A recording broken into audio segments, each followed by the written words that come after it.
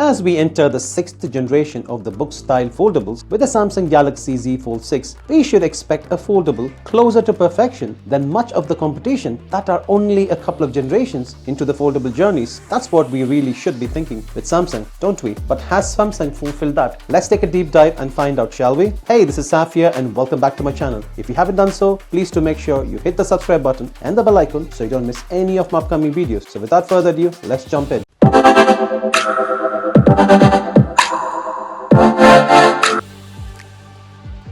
And as far as the design is concerned, you can actually see the biggest difference in this year is it's got a much more boxier design than the previous iterations. The previous iterations used to have a more curved, rounded edges, but this one is more flatter, more boxier, gives a kind of different industrial look. The whole thing, the construction, the way it is designed, the build quality, you cannot fault Samsung in the build quality. The build quality seems to be absolutely brilliant, and I really like the way the finish is. It's got a gunmetal frame running around the whole body, and that is evident in the hinges as well, which is very good as it will not attract any fingerprints. And the same thing goes for the back as well. As far as the colors are concerned, it's got different colors, but the one which I went for, this one really caught my eyes because this one you can actually get a feel of a carbon fiber finish. It's actually not a carbon fiber though, but it just gives you that kind of a carbon fiber effect, which I really like. And it, even though this is a dark shiny kind of back, it does not attract any fingerprint. I can actually see I've been pressing it hardly and you cannot see any fingerprints at all, which in my book it's definitely brilliant. And as far as the display is concerned, this one has got a 6.3 inches of front display, and when you open it up you are greeted with a 7.6 inches of LTPO AMOLED display. The best part in the display in Samsung is they've got a very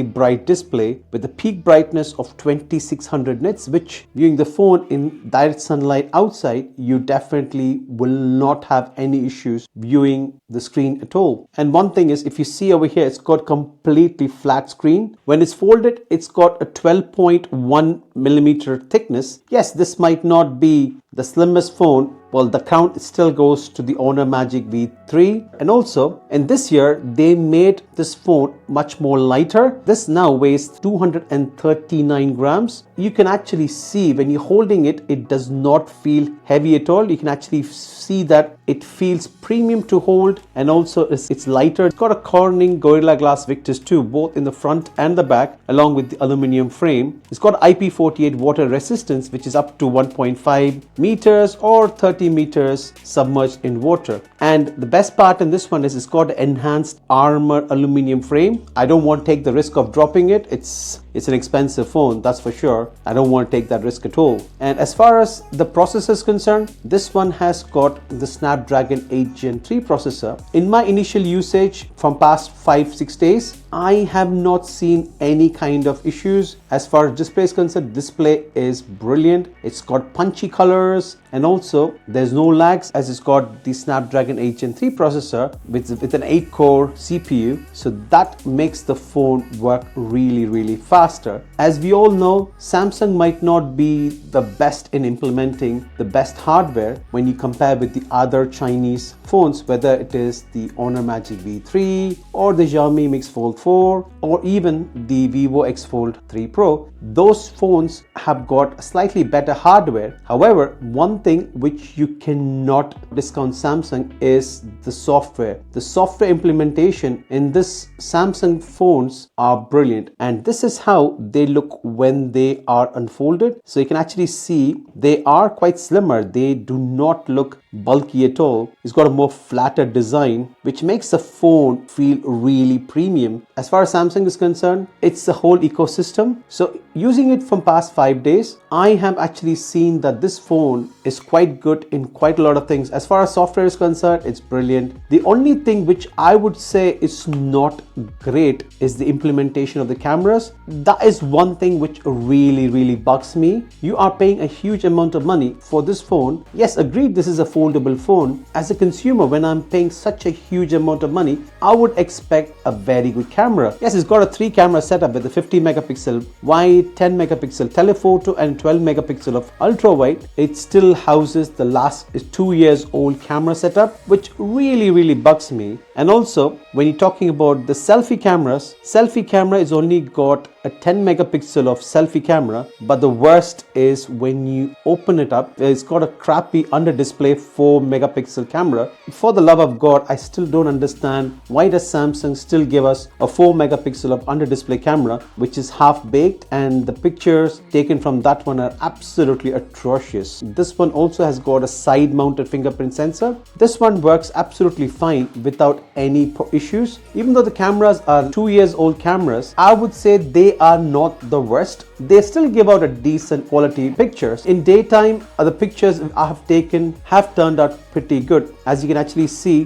the details captured in the pictures are pretty good. You cannot complain. The only place where it falls flat is when you are taking pictures. When you want to zoom in the pictures, you cannot zoom in more than 3 times. You can digitally go up to 10, 20 or 30 times, but they are just digital. As far as the optical is concerned, it does not has a very good optical zoom camera. It does give you a decent camera, but that is only from the back camera. The front selfie camera is still okay, and as I mentioned, it's got a horrendous, hideous under display camera which completely spoils the whole experience. The internal crease, yes, the internal crease are still there, and any foldable phone for that matter, you cannot escape the crease. This phone also has got a big crease, but thankfully when you compare the Z Fold6 with the previous iteration of Samsung, whether it is Fold 5, Fold 4, they used to have a very deep crease, but this one,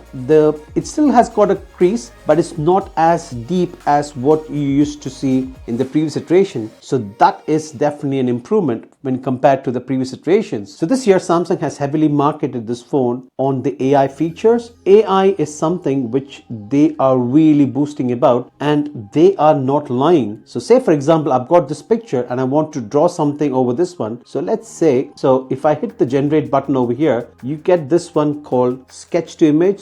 So I can sketch anything on this one, and it takes about 10 to 20 seconds to actually generate a sketch based on what you have drawn, and it gives you samples like this one, and you can choose from the sample. And the best part in this one is all of them look really good. They look actually like, yeah, so that is how the original sketch was. Look at the way they have transformed it. I mean, that is absolutely amazing, and you can for sure you can have a lot of fun with this one. Whether it is any pictures, you can absolutely go and have some fun based on this one, which is really I've been doing this, and it is, trust me, it is absolute fun. As I said, the build quality in this one is absolutely amazing. Yes, it's a shame that we've got a 2 years old camera, but apart from that, the build quality, the hinge mechanism, the flat screen display, the weight, everything is really nice. And also the best part is got the IP rating, and it weighs less. So that has been my initial 5 days review. Initially when I bought this phone, I had a lot of reservations because I am used to using the Chinese phones. Like at the moment I have got the Vivo X Fold 3 Pro, and I've got this one. I was thinking like, oh, I will definitely not like the Galaxy Z Fold 6. It's just going to be another kind of refresh. It's just going to be absolutely horrible. But honestly, I'm actually starting to like this one. Yes, barring the camera, everything seems to be very good. And also this one has got the S Pen support and available globally. Let me know in the comments below if you would like to see a comparison between the Z Fold 6 with the Vivo X Fold 3 Pro. And as always, thank you very much for watching, and you have a lovely day. Thank you.